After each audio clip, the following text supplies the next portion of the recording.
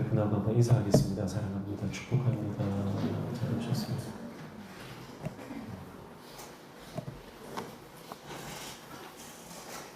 오늘 15장 33절부터 47절 읽었습니다. 예수님께서 십자가에 달려 돌아가시는 장면입니다. 33절을 보니까 제6시가 되며 온 땅에 어둠이 임하여 제9시까지 계속하더니,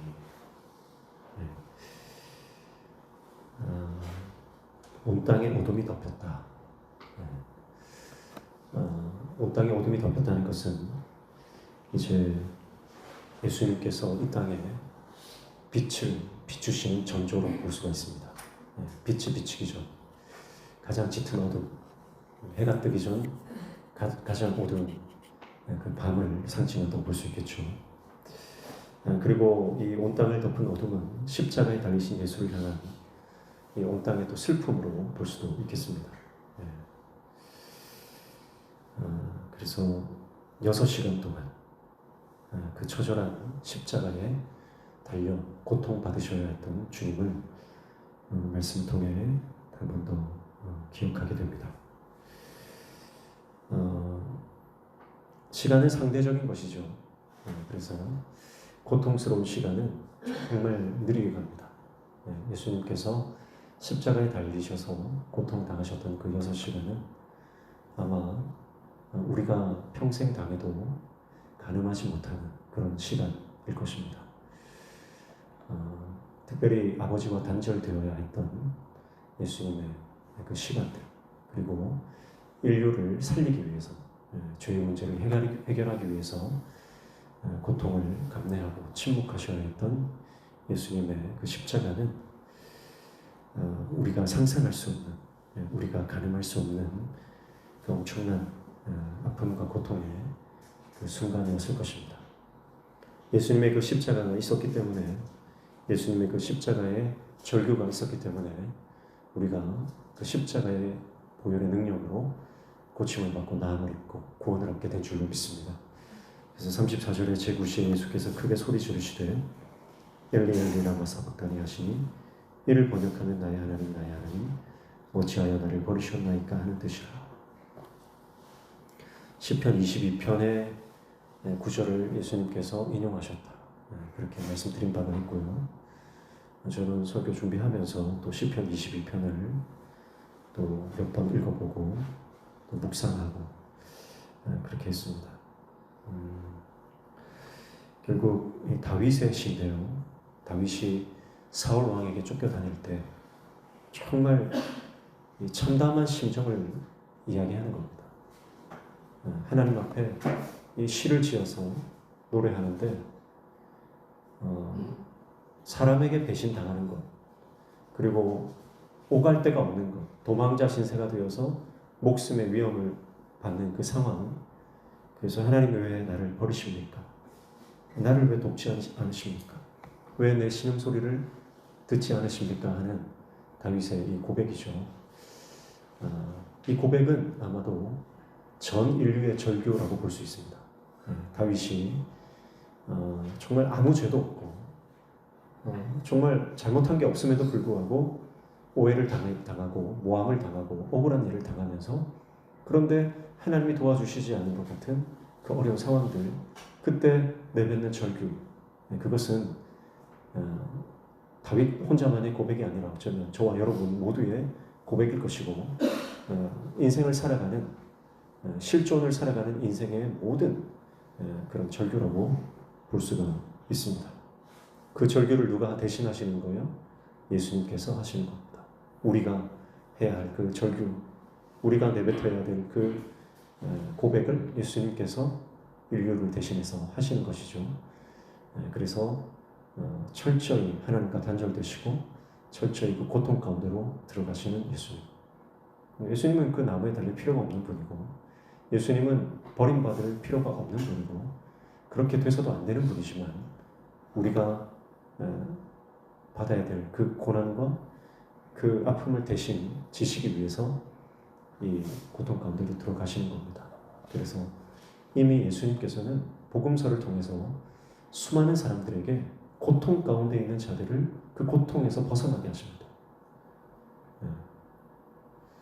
정말 말할 수 없는 그 심적 고난, 고통 가운데 있는 사람들의 그 상처와 고통을 해결해 주시면서 그 자리에 그분이 대신 가시는 거예요.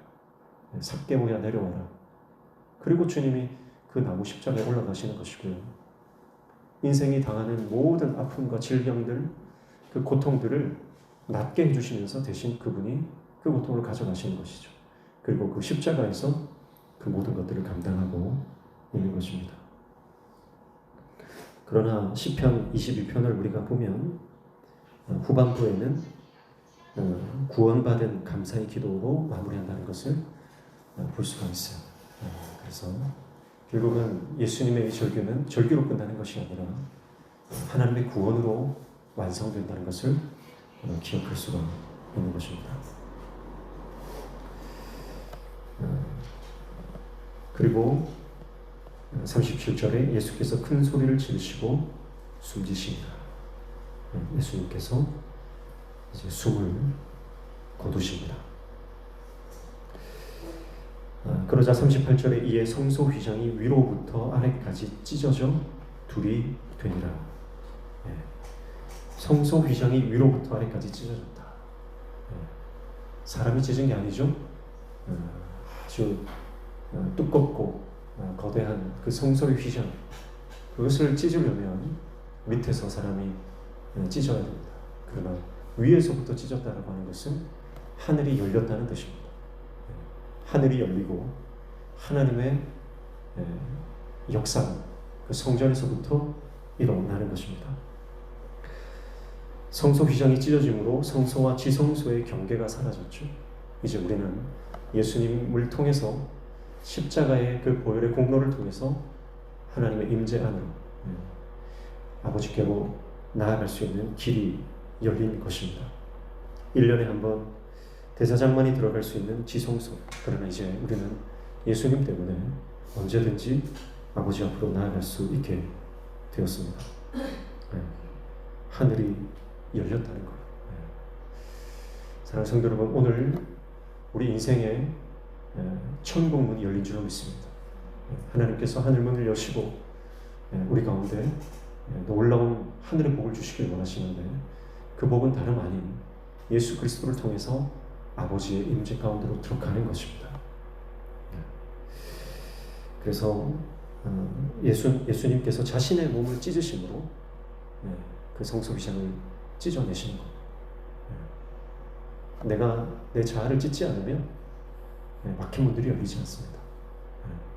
예수님이 자신의 몸을 찢었기 때문에 성소의 휘장이 찢어지고 하늘 문이 열리는 것처럼 오늘 우리가 십자가에서 내 자아를 찢고 내 안에 있는 못된 이 욕심을 찢어내야만 우리 앞에 막혀져 있는 문들이 열려지는 역사가 일어나게 될 줄로 믿습니다. 그래서 십자가에서 우리 인생의 살 길을 여셨던 주님처럼 우리도 예수님처럼 십자가에서 나와 내 가족과 또 많은 영혼들의 인생의 문을 열어주는, 풀어주는 인생이 되시기를 축복합니다.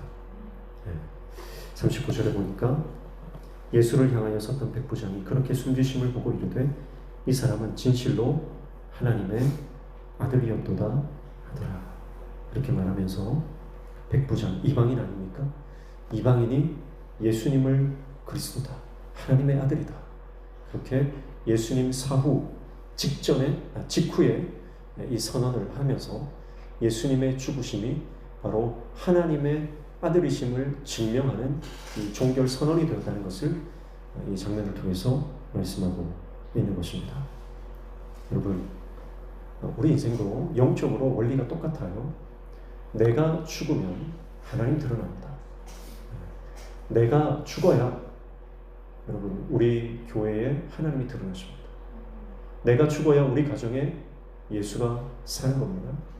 내가 죽어야 여러분 우리 인생에 하나님의 영광이 드러나게 되는 줄로 믿습니다.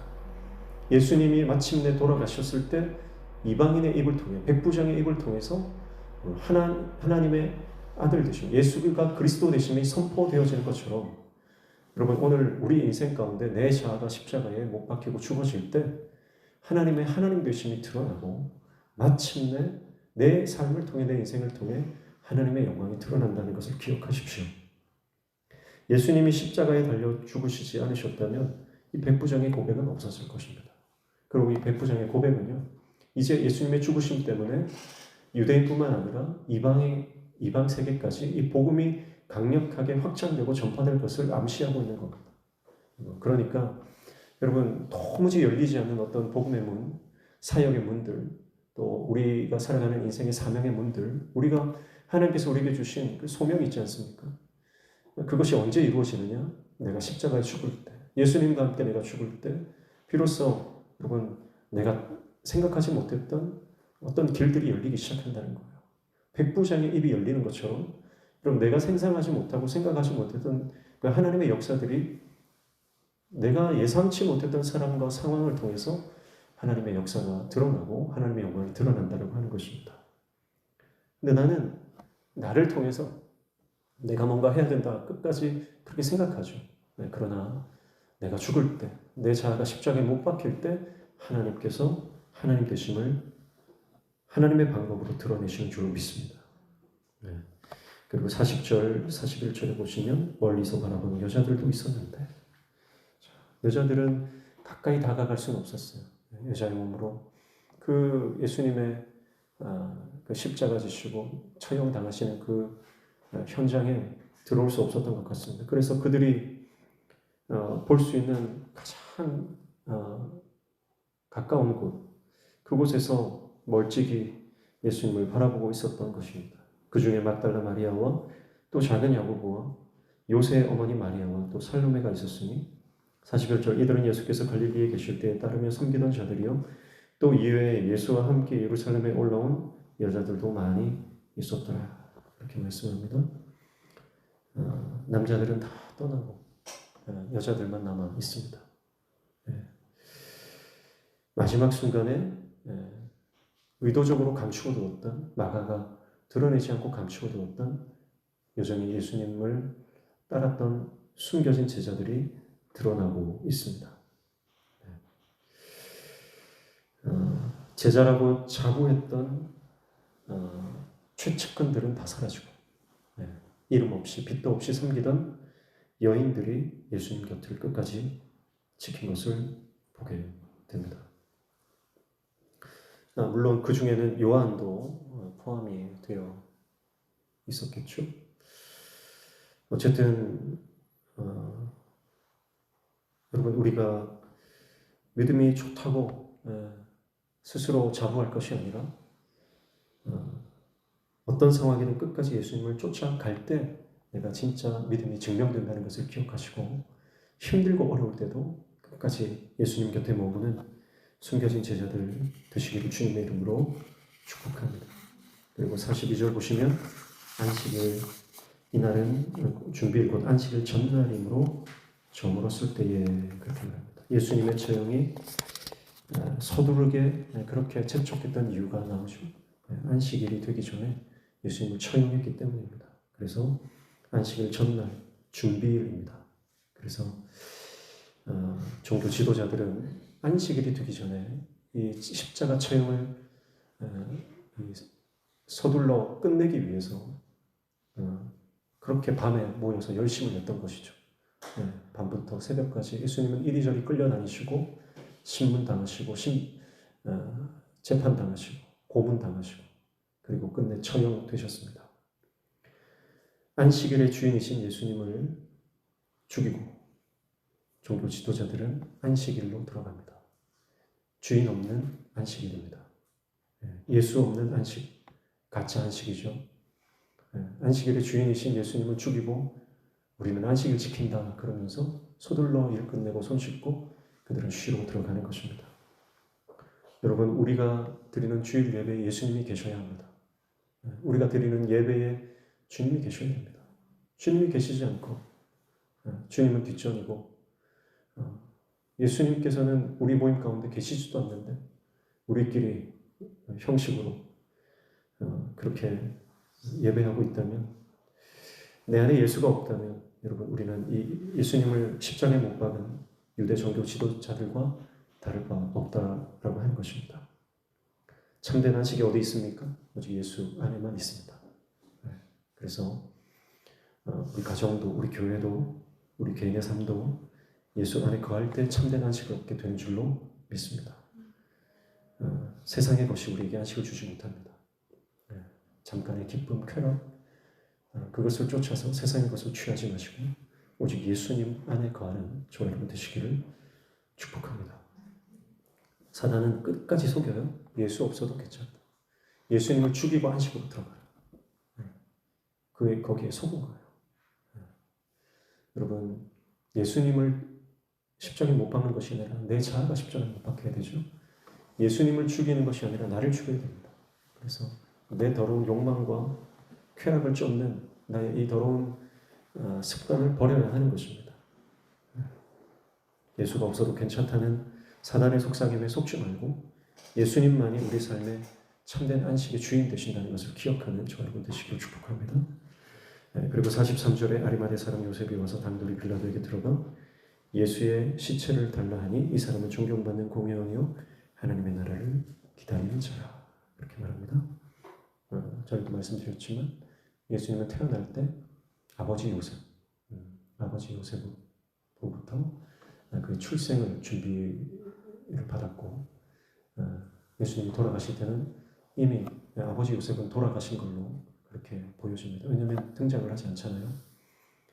그래서 아리마대 요셉 또 다른 요셉이 나타나서 예수님의 죽음을 준비하십니다. 그래서 요셉이라고 하는 인물은 이 이름 자체가 예수님의 탄생과 또 죽음 연관된 그런 이름입니다.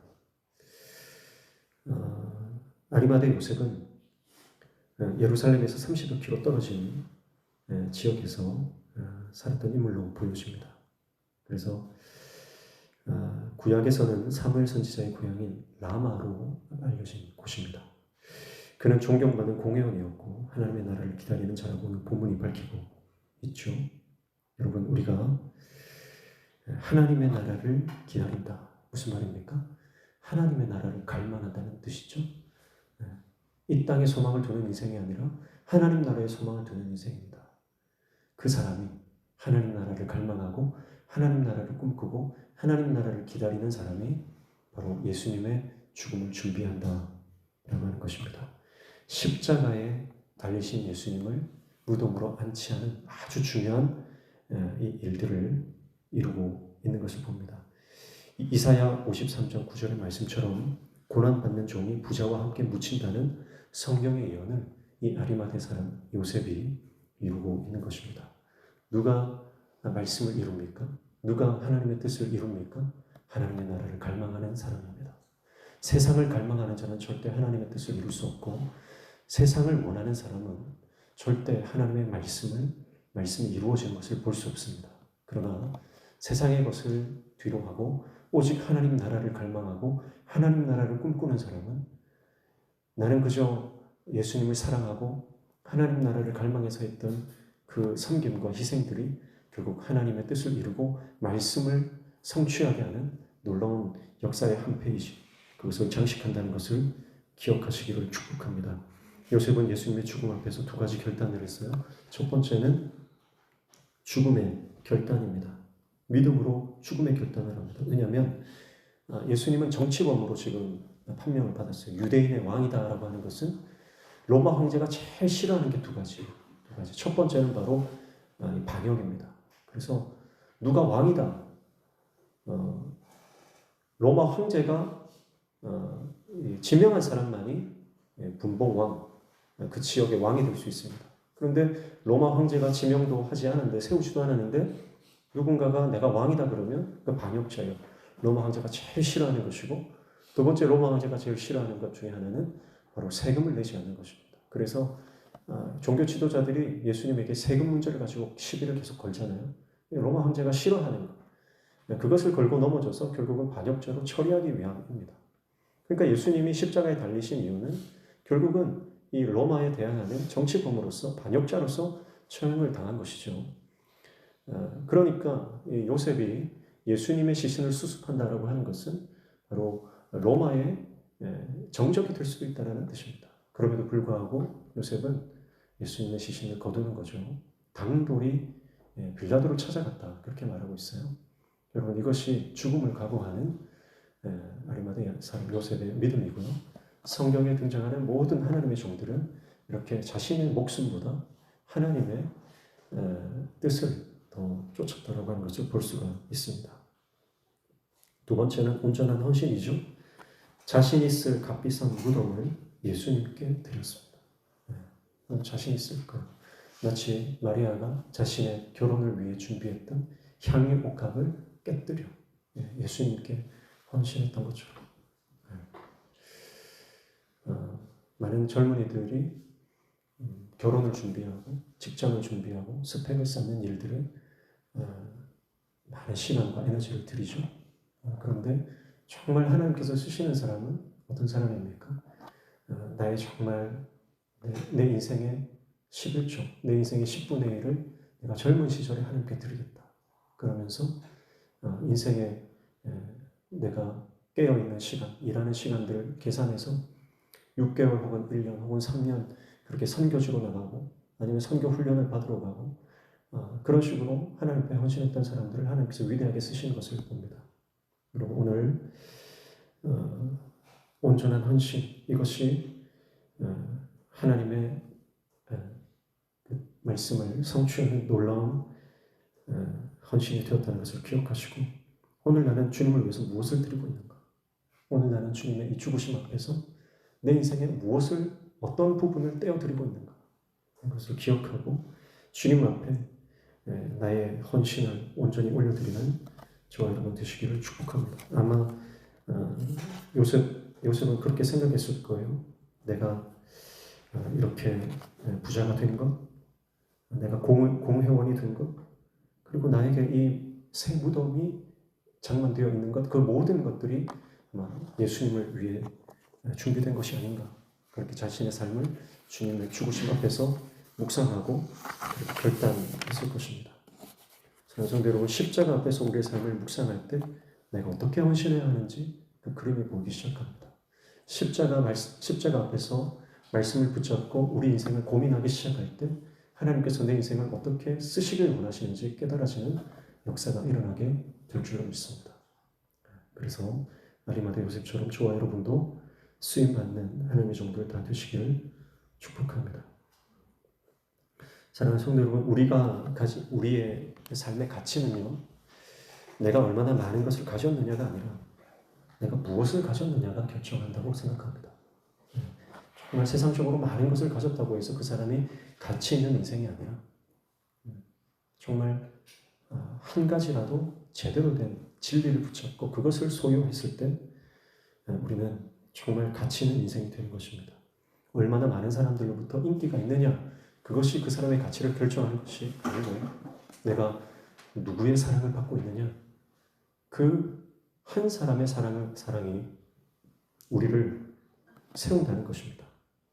그래서 어쩌면 육적 결핍은 영적 부여로 가는 길이 된다, 그렇게 생각할 수 있습니다. 모든 경우는 아니겠지만 대부분의 경우에 우리가 육적으로 결핍이 일어날 때 영적으로는 더 단단해지고 더 부유해지는 것을 경험합니다. 그렇지 않습니까? 집안 식구들이 라면 하나 끓여서 나눠 먹을 때 더 집안이 화목하고 더 기도하게 됩니다. 그러나 상다리가 부러지도록 차려놓고 많은 것을 누리면 오히려 대화가 사라지고 가정이 더 소원해지는 것을 경험합니다. 여러분, 육적으로 너무 풍성하면 영적 빈곤으로 이어지는 경우가 많은 것 같아요. 네. 그래서 결국 우리 인생은 하나님을 소유하지 않으면 아무런 소용이 없다는 거죠. 예수를 소유하지 않으면 우리 인생이 아무것도 아니다. 세상적으로 아무리 많은 것을 가져도요, 우리 안에 예수가 없으면, 우리 안에 십자가가 없으면 우리 인생이 의미 없는 인생이 될 수밖에 없다는 것을 기억하고 오늘 이 십자가 예수님의 죽으심 앞에서 우리 인생을 다시 한번 돌아보며 내가 주님 앞에 어떤 인생으로 살아가야 하는지 다시 한번 깨닫고 결단하는 저와 여러분 되시기를 축복합니다. 새벽에도 말씀드렸지만 예수님은 십자가상에서 그 십자가를 둘러싼 여러분 그 모든 적개심과 예수님을 향한 조롱과 비난 그것을 감내하셨습니다. 그런데 예수님께서는 그 십자가에서 단 한 번도 그 사람들을 판단하거나 정죄하지 않았습니다. 예수님은 충분히 그럴 자격이 있음에도 불구하고 한 사람도 판단하거나 정죄하거나 아니면 심판하지 않았습니다. 우리 같으면 그 자리에서 심판을 해버릴 것 같아요. 예수님이 그럴 능력이 없잖아요. 그러나 예수님은 십자가에서 판단하지 않으십니다. 십자가에서 일어난 유일한 사건은 뭡니까? 바로 용서입니다. 예수님은 십자가에서 용서하셨습니다. 끝까지 용서하셨습니다. 그것이 십자가에서 일어나는 역사고 그것이 십자가가 위대한 이유입니다. 그 어마어마한 고통과 조롱과 수치 가운데서도 예수님은 그들을 용서하셨기 때문에 그 십자가가 위대한 것입니다. 여러분, 예수님의 판단은 정확하시잖아요. 예수님의 판단은 너무나 정확하시기 때문에 예수님은 판단해도 되는 분이에요. 그러나 예수님은 판단하지 않으십니다. 그저 용서하십니다. 근데 여러분, 우리는 판단이 정확하지도 않아요. 그렇잖아요. 우리는 다 내 기준으로 판단하고 내 기준으로 결정하고 내 감정으로 심판을 해버립니다. 정확하지도 않은데 우리는 십자가에서 이 용서를 하는 것이 아니라 판단하고 있다. 여러분, 우리는 어마어마한 용서를 받았습니다. 어마어마한 용서를 받았습니다. 그래서 우리는 예수님께서 십자가에서 우리를 용서하셨기 때문에 여러분, 우리는 용서받은 죄인이죠. 그래서 우리는 이 용서를 받았기 때문에 우리도 용서하는 인생을 살아야 할 줄로 믿습니다. 그래서 십자가를 통해서 용서가 일어나지 않는다. 그러면 나는 아직 십자가의 사람이 아니다. 십자가를 아직 통과하지 못했다. 그렇게 볼 수 있는 거예요. 여러분, 끊임없이 지금도 예수님의 용서, 하나님의 그 용납하심이 우리의 삶에 들어오고 있습니다. 끊임없이 들어와요. 근데 여러분, 우리가 그것을 흘려보내지 않느냐. 마치 사해 바다가 계속 물이 고이기만 하고 흘러가지 않으니까 죽은 바다가 되지 않습니까? 거기는 생물이 살 수가 없어요. 그리고 영적으로도 마찬가지입니다. 우리가 어마어마한 용서를 받았는데 내가 그 용서를 흘려보내지 않으면 우리는 영적으로 사해 바다가 되어서 우리의 삶의 테두리 안에서 다른 사람이 살아갈 수가 없는 겁니다. 죽은 바다가 되는 거예요. 영적인 죽은 바다의 삶을 살아갈 수밖에 없는 것입니다. 여러분, 우리는 항상 어디에 집중하냐면 내가 피해자냐, 내가 가해자냐. 저 사람이 피해자냐, 저 사람이 가해자냐. 그렇게 늘 판단하고 심판하는 것이 우리의 관심입니다. 그러나 하나님의 관심은요, 피해자냐, 가해자냐, 거기에 있지 않습니다. 하나님의 관심은 네가 화해자냐, 아니냐. 거기에 관심이 있으십니다. 예수님께서 인류와 하나님 사이에서 중보자, 화해자가 되셨던 것처럼 오늘 우리가 십자가를 붙잡고 사람들 사이에 그리고 하나님과 이 세상 사이에 화해자의 삶을 살아가는 것을 하나님께서는 원하신다라고 하는 것입니다. 여러분, 유기성 목사님이 그런 말씀하시더라고요. 하나님과 사랑에 빠지면 미운 사람이 없어진다. 그런 말씀하시더라고요. 하나님과 정말 진하게 사랑에 빠지면 미운 사람이 사라진대요. 요한일서 2장 9절, 요한일서 2장 9절 찾아볼까요? 요한일서 2장 9절 찾으시면 같이 있습니다. 시작. 빛 가운데 있다 하면서 그 형제를 미워하는 자는 지금까지 어둠에 있는 자요.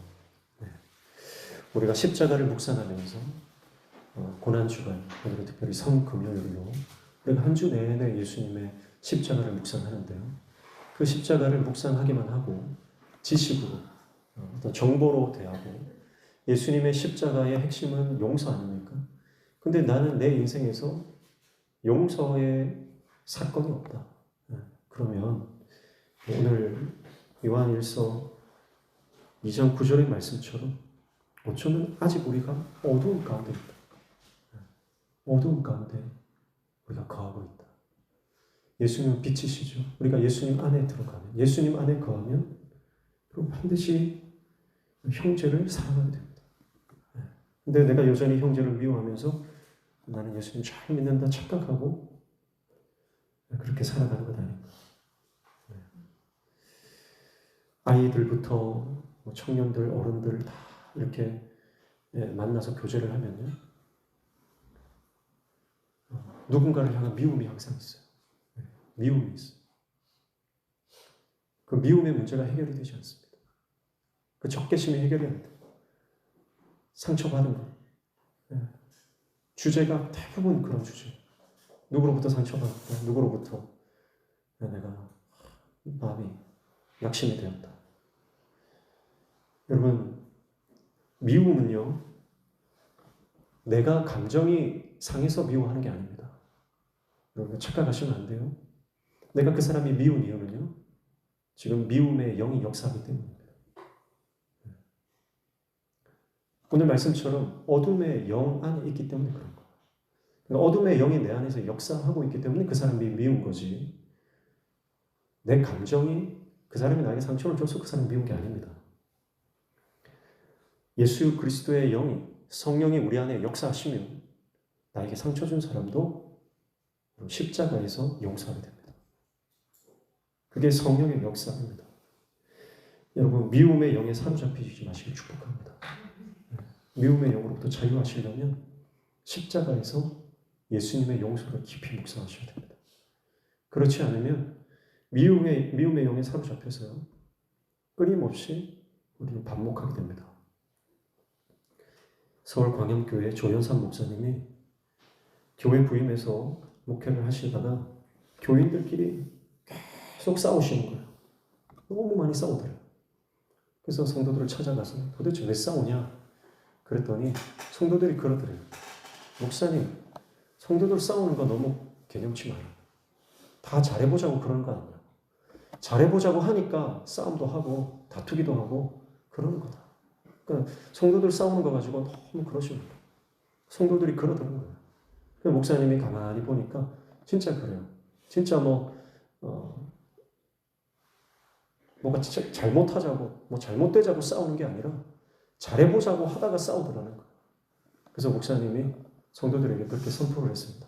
지금부터 우리는 잘하는 걸 포기하겠습니다. 교회가 잘하는 걸 포기하자고.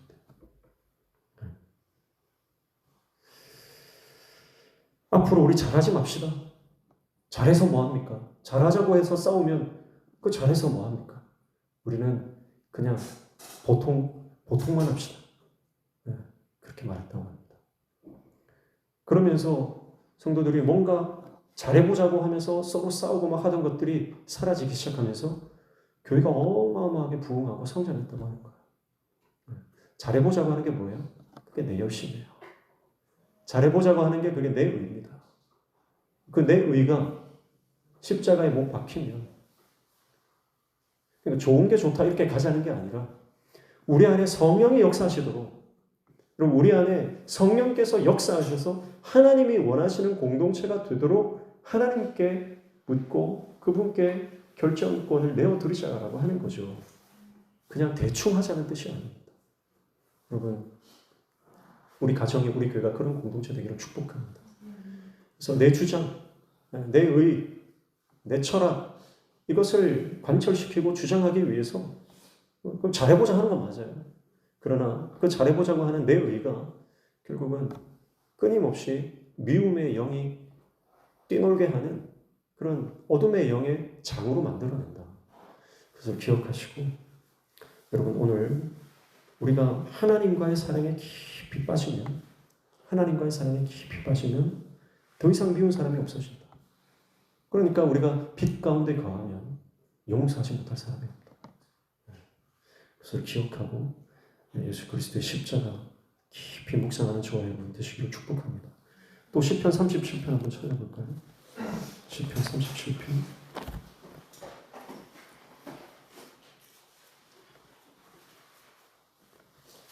시편 37편 찾으신 분들 1절 같이 읽습니다. 1절 시작. 악을 행하는 자들 때문에 불평하지 말며 불의를 행하는 자들을 시기하지 말지어다. 네. 뭐 하지 말라는 거예요? 불평하거나 시기하지 말라고요. 불평하거나 시기하지 말라.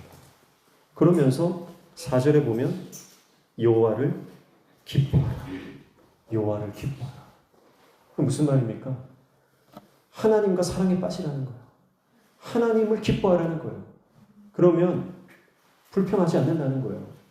다른 사람을 시기하지 않는다는 거예요. 그러면 그 결과가 뭐예요? 결과